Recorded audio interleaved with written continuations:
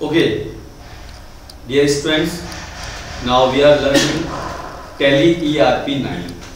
Means we are learning for accounting purpose Tally ERP9.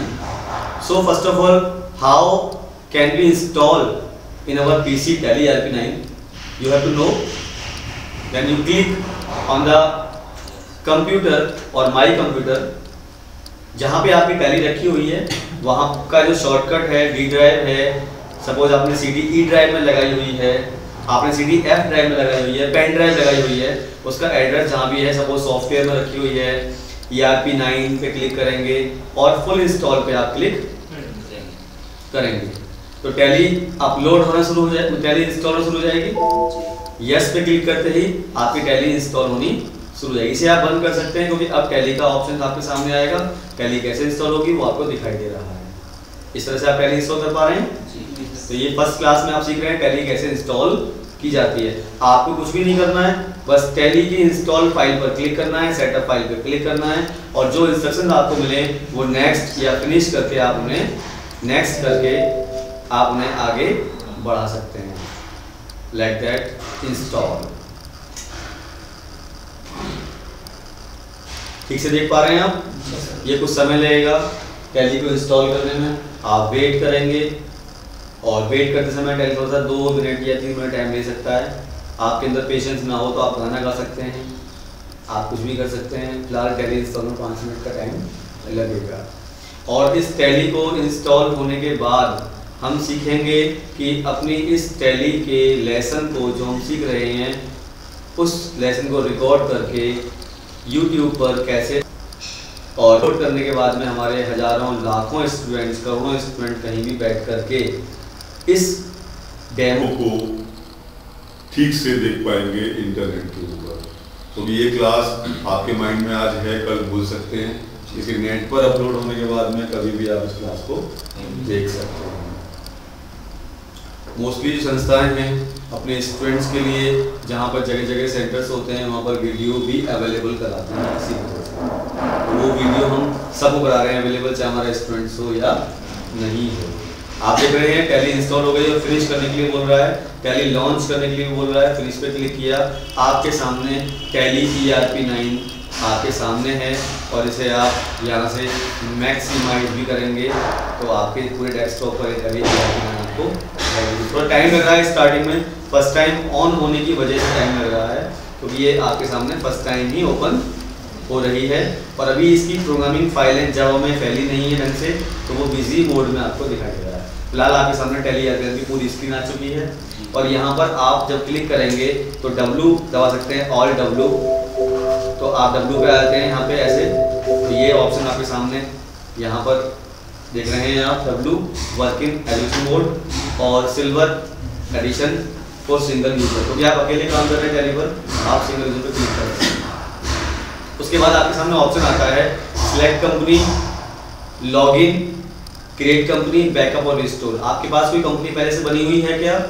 नहीं, तो आप सिलेक्ट कर सकते हैं। नहीं, आप क्या करेंगे? क्रिएट करेंगे। कंपनी कैसे क्रिएट करते हैं सब लोग बहुत आसानी से जान सकते हैं क्योंकि कंपनी क्रिएट करने का मतलब है एक फॉर्म के रूप में अपनी इंफॉर्मेशन को भरना। सपोज कंपनी का नाम है Mtech computer education, Mtech computer education. उसका एड्रेस सपोज दैट हमारा एड्रेस है जैतून मार्केट, काजीवाड़ा, सिकंदराबाद, बुलंद शहर। यहाँ पर सपोज हमने एड्रेस लिखा, हमें यहाँ पे कुछ चेंजिंग भी करनी है। यहाँ पर जैतून मार्केट काजीवाड़ा से पहले हमें लिखना है GT रोड, ठीक है। तो हमें लिखना होगा यहाँ पे G.TROAD और यहाँ पर हमें इंडिया में है, हम स्टेट हमारा यूपी है। ये कोई बड़ी बात तो नहीं है आपको फिल करने के लिए। Telephone number, mobile number, email ID. उसके बाद में आप यहाँ पे अकाउंट्स ओनली बना रहे हैं या अकाउंट के साथ में स्टॉक रखना है, फिर कर में इन्वेंट्री। आपका जो करेंसी सिंबल है वो रुपीज़ है, डॉलर है, वो आप यहाँ सेट करेंगे। आपकी कंपनी फाइनेंशियल ईयर जो है 1 अप्रैल से स्टार्ट होता है। फिलहाल 1 अप्रैल 13 ही चल वाला ईयर चल रहा है जो 31 मार्च 14 तक चलेगा, आपने दे दिया। आपकी कंपनी भी जो स्टार्ट हो रही है वो आज स्टार्ट हो रही है, सपोज दैट आज तारीख है 28/11/13, तो आप वो डेट डालेंगे जो आपकी डेट, ये थोड़ी प्रॉब्लम इसलिए आई कि हमारा नंबर की बंद थी 28/11/13, ये कंपनी की स्टार्टिंग ईयर है, मगर ये क्योंकि हमारा पायरेटेड वर्जन है, एजुकेशन बोर्ड में है, फिलहाल हमें 1/4 ही देना पड़ेगा, ठीक है। 12 लिखा हुआ रहा है तो हम 13 कर देंगे। ये सब चीज़ करने के बाद में, सारी सेटिंग करने के बाद हमारे सामने टैली की फर्स्ट स्क्रिप्ट खुलेगी, that's called gateway of tally, that's called gateway of tally, like that. Gateway of tally में हमने एक अकाउंट इन्वेंटरी कंपनी ली है। वैसे कायदे में अगर टैली को हमें अकाउंट्स ओनली में करना है अपनी कंपनी को, तो यहाँ पर ऑल्ट F3 बटन है ऑल्टर के लिए, कंपनी इन्फो, ऑल्ट F3 पे क्लिक करेंगे या ऐसे ऑल्ट F3 कीबोर्ड से कर देंगे, तो हम ऑल्टर में जाकर के यहाँ पर चेंज भी कर सकते हैं कंपनी कोई भी इन्फॉर्मेशन, क्योंकि हम फिलहाल अभी स्टार्टिंग में अकाउंट्स ओनली में काम करेंगे, तो अकाउंट्स ओनली सेलेक्ट कर सकते हैं। मैं जो एक्सेस स्टूडेंट बैठे हुए हैं वो समझ रहे होंगे कि टैली में कैसे काम होता है, ठीक है। अब देखो यहाँ पर कंपनी क्रिएट होने के बाद में हमें कंपनी में काम करने के लिए अकाउंट्स इन्फो, वाउचर एंट्रीज और डेटा रिपोर्ट्स या इम्पोर्ट डेटा के लिए ऑप्शंस आते हैं। क्या आप बताइए, आप कोई बिना फीडिंग करे वो रिपोर्ट चेक कर सकते हैं? क्या आप वाउचर एंट्री कर सकते हैं तो आपके पास में लेजर अकाउंट्स ना बने हों? तो आपको पहले लेजर अकाउंट्स बनाने होते हैं। लाइक दैट मुझे परचेज और सेल की एंट्री करनी है तो मुझे अकाउंट्स इन्फो में जाकर के, लेजर्स में जाकर के क्रिएट करना पड़ेगा लेजर। जैसे कि सपोज मुझे परचेज करना है तो मुझे परचेज अकाउंट क्रिएट करना होगा। Purchase account in 28 group 28 group में से किस ग्रुप में जाएगा बताना होगा, तो आप बता रहे हैं परचेज अकाउंट में ही जाएगा। और ओपनिंग बैलेंस हमारे पास कुछ नहीं है, हमारी कंपनी नहीं स्टार्ट हुई है, हम एंटर प्रेस कर देंगे, सेव एक्सेप्ट करने के बाद में परचेज हमने राम्स से की है तो हम यहाँ पे राम्स अकाउंट बना देंगे, ठीक है। जैसे call sundry creditor, enter enter enter, then sale हमने की है तो सेल अकाउंट बनेगा जो सेल्स अकाउंट में ही जाएगा। सेल हमने मोहन को की है, मोहन को सेल की है तो यहाँ पर मोहन सन्ड्री डेटर्स में जाएगा। ये सिंपल सी बात है, अगर नाम आ रहे हैं मोहन और सोहन, राम और श्याम, तो उधार परचेज और सेल हुई है, तो हमने इसकी एंट्री करने के लिए अकाउंटिंग वाउचर खोल लिया। अकाउंटिंग वाउचर में यहाँ पर पेमेंट के बारे में पूछ रहा है, लेकिन हमने परचेज किया तो कौन सा वाउचर खोलेंगे हम? Purchase voucher, that's called F9। हमने F9 प्रेस करना है तो कौन सा वाउचर खुल गया? अगर हमारी इनवॉइस नंबर कुछ है तो वो टाइप करेंगे, हमारी डेट जो है हम वो टाइप करेंगे। हमने कैश में परचेज किया है या मोहन से या राम से की, वो बताएंगे किससे की है? राम से।